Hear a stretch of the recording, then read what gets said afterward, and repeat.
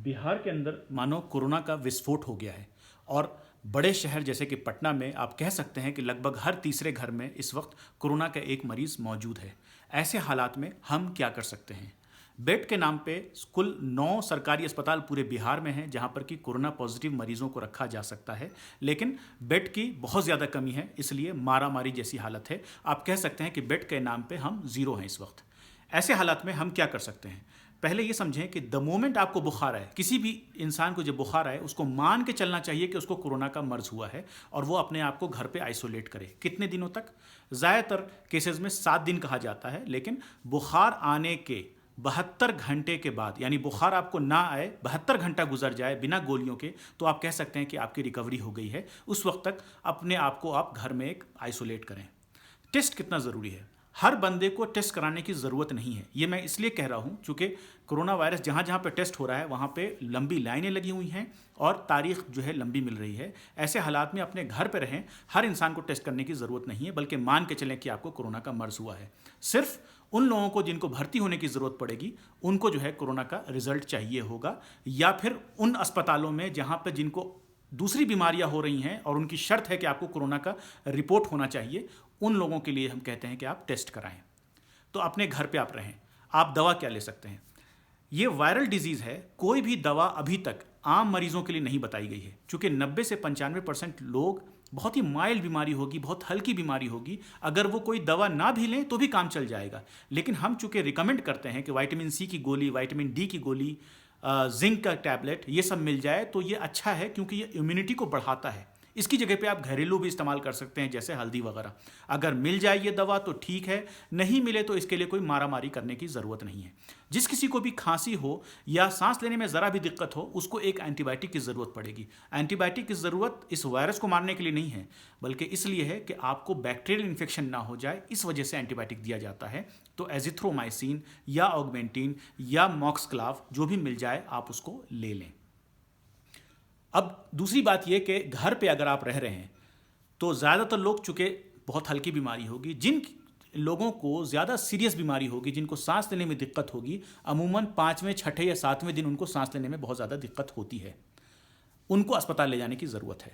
जिनको हल्की दिक्कत है सांस लेने में, सांस का रेट जिनका ज़्यादा है, जो बोलने में थक जाते हैं या फिर जो हाँफ रहे हों, उनको हम ऑक्सीजन सैचुरेशन नापने की एक मशीन घर पे आप रख सकते हैं, जिससे आप ऑक्सीजन सैचुरेशन मेजर कर सकते हैं। नॉर्मल इंसान का ऑक्सीजन सैचुरेशन 95% से ऊपर होता है। अगर उससे कम हो, 92% हो, 90% हो, उसको आप घर पे ही ऑक्सीजन दें।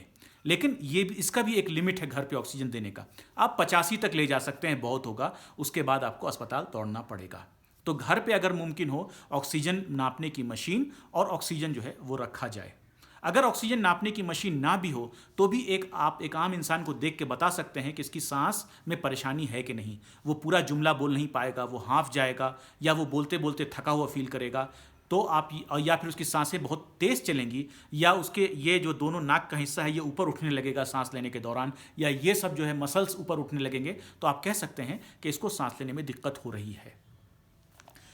डेक्सोना एक दवा है जिसके लिए आपने पढ़ा भी होगा कि इसको बताया गया है कि ये यूज़फुल है, लेकिन आप ये सोचें कि समझें कि ये हर मरीज़ के लिए नहीं है। जो सीरियस मरीज़ हैं, जिनकी ज़्यादा तबीयत ख़राब है, उन्हीं लोगों को ये सब दवाइयाँ दी जाती हैं। एक आम मरीज़ को लेने की ज़रूरत नहीं है ये सारी दवाइयाँ। हमने चूँकि बताया कि टेस्ट आपको सबको कराने की ज़रूरत नहीं है, चूँकि 95% लोग अपने आप ठीक हो जाएंगे, तो ज़रूरत इस बात की है कि जब 2 हफ्ता गुजर जाए आपकी इस बीमारी का, 2 हफ्ते के बाद आप सेरोलॉजी करा सकते हैं।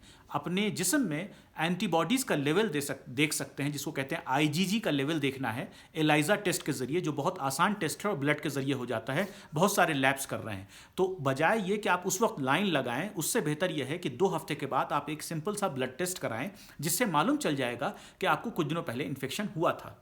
और जिस किसी के जिस्म में एक इनफ एंटीबॉडीज़ प्रेजेंट हैं, यानी आईजीजी जब पॉजिटिव आएगा तो वो अपने आप को इम्यून मान के चले कि अब उसको बीमारी नहीं होगी। यही चीज़ होती है वैक्सीन, जिस वैक्सीन के लिए पूरी दुनिया खोज रही है। इन्फेक्शन नेचुरल वैक्सीन की तरह काम करता है और आने वाले दिनों में आपको इन्फेक्शन से बचाएगा।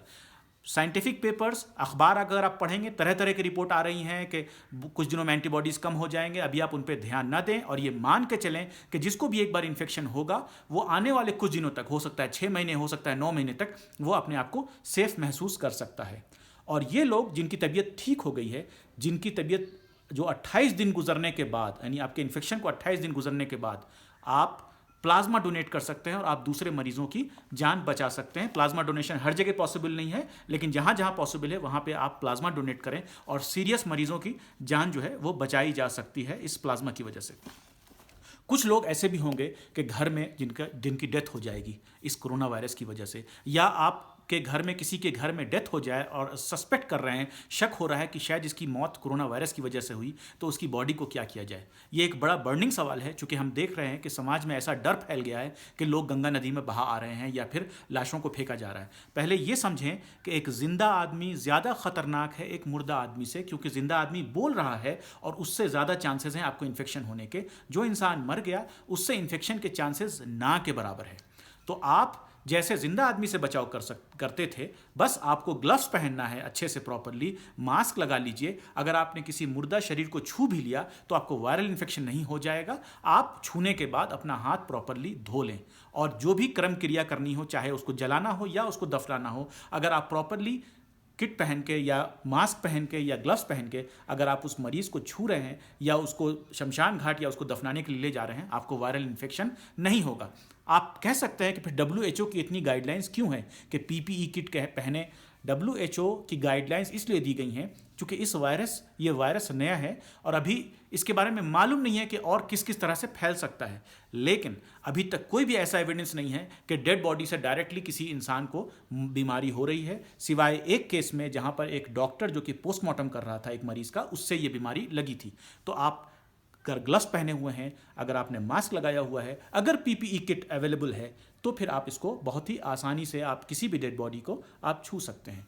दूसरी चीज़, जिन लोगों को कोरोना मर्ज हो चुका है कुछ दिनों पहले, वो चूंकि सेफ हैं, वो ऐसे हालत में एक बड़ा रोल प्ले कर सकते हैं डेड बॉडीज़ के डिस्पोजल में। वो आगे आएँ और डेड बॉडीज़ के डिस्पोजल में हेल्प करें। हर इंसान की जो आखिरी यात्रा होती है वो इंपॉर्टेंट होती है और इसको अंजाम दिया जाए। बल्कि अगर देखा जाए तो जो रिश्तेदार, जो दोस्त मिलने आएंगे, उनसे ज़्यादा खतरा है बजाय उस डेड बॉडी से। तो इस चीज़ को समझें और डरे नहीं और इसको फेस करने की कोशिश करें। अच्छी चीज़ यह है कि ज़्यादातर लोगों को बहुत माइल्ड इन्फेक्शन हो रहा है, बल्कि अभी तो हालात ये हैं कि कुछ लोगों को सिर्फ हल्का फीवर आ रहा है पूरे 1 हफ्ते 10 दिन तक, कुछ लोगों को सिर्फ थकान हो रही है, बहुत हल्का फीवर है, कुछ लोगों को बुखार के साथ खांसी है। तो सिम्टम्स बदल रहे हैं। हर एक मरीज़ को, हर एक इंसान को समझना चाहिए कि सामने वाला कोरोना का मरीज़ है और अपने आप को बचाएं। मास्क हर वक्त पहने, जहाँ पे भी आप भीड़ भाड़ वाली जगह पे हैं या फिर घर के अंदर बैठे हों या फिर कोई भी खांस रहा हो, तो मास्क सबसे इंपॉर्टेंट चीज़ है, उसका पालन करें। Thank you.